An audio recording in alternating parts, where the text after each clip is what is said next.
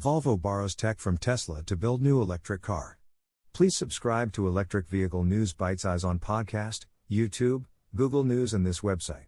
Elon Musk has more influence on the automotive world than ever before. There is no doubt that Tesla has changed the auto industry. It's important to understand that this applies not only to fully electric cars, but also how these cars communicate with the central hive, such as over-the-air updates, and how they are made. Tesla's giant casting technology for large aluminum body parts is an ideal example. Volvo intends to do the same soon. The Swedish automaker just announced plans to invest 10 billion Swedish kroner, $1.1 billion, at its Torslanda manufacturing plant in Sweden for its upcoming range of electric vehicles. In addition to the large foundry, the investments include a new battery assembly plant and a completely refurbished paint and final assembly shop.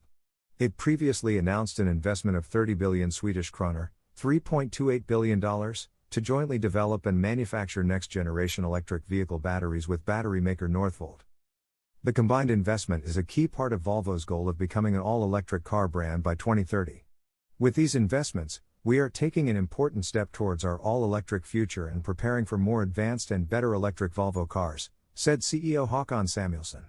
Torslanda is our largest factory and will play a key role in our ongoing transformation as we move towards a fully electric vehicle manufacturer by 2030. Currently, Volvo's two electric vehicles consist of the XC40 Recharge and the C40 Recharge. A battery electric version of the upcoming next-generation XC90 SUV will arrive in 2023, likely based on concept Recharge. It is important to understand the important role of large castings in electric vehicles. Not only is production time greatly reduced, but the technology completely avoids stamping and welding processes. Mega casting is the process of incorporating vehicle parts with as many components as possible into parts. This is more sustainable, reduces weight and improves the long-term cost and performance characteristics of the vehicle over its entire life cycle. The technology also allows designers to maximize passenger and cargo volumes.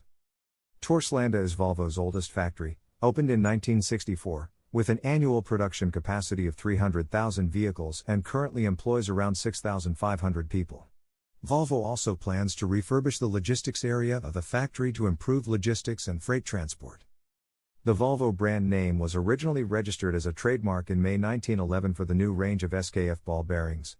It means I roll in Latin, conjugated from volvere. The idea was short-lived and SKF decided to simply use his initials as a trademark for all of its bearing products. In 1924, SKF sales manager Assar Gabrielsson and KTH-trained engineer Gustav Larsson decided to start building Swedish cars. They intend to build cars that can withstand the country's rough roads and frigid temperatures. AB Volvo began operations on August 10, 1926. After a year of preparation and 10 prototypes produced, the company was ready to start car manufacturing within the SKF Group. The Volvo Group itself believes it started in 1927 when the first car, the Volvo F4, rolled off the production line at the Heisingen plant in Gothenburg. Only 280 cars were produced that year. The first truck, the Series 1, debuted in January 1928 and was an instant hit and garnered international attention. Volvo sold 639 cars in 1930, and soon began exporting trucks to Europe. Outside Sweden, these cars were not known until after World War II. AB Volvo was listed on the Stockholm Stock Exchange in 1935, and SKF subsequently decided to sell its stake in the company. By 1942, Volvo had acquired the Swedish precision engineering company Svenska Flygmotor, which was later renamed Volvo Aero. The first bus, called the B1, was launched on the market in 1934, and in the early 1940s the growing product range expanded to include aircraft engines. In 1963, Volvo opened the Volvo Halifax assembly plant in Halifax, Nova Scotia, Canada, the company's first assembly plant outside Sweden.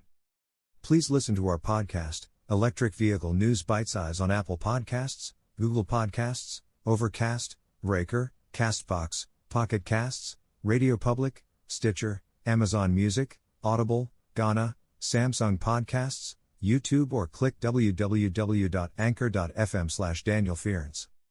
For more articles, search Hyundai Ioniq 5 continues to push the electric vehicle segment. Subscribe to Electric Vehicle News Bitesize, podcast, YouTube, Google News.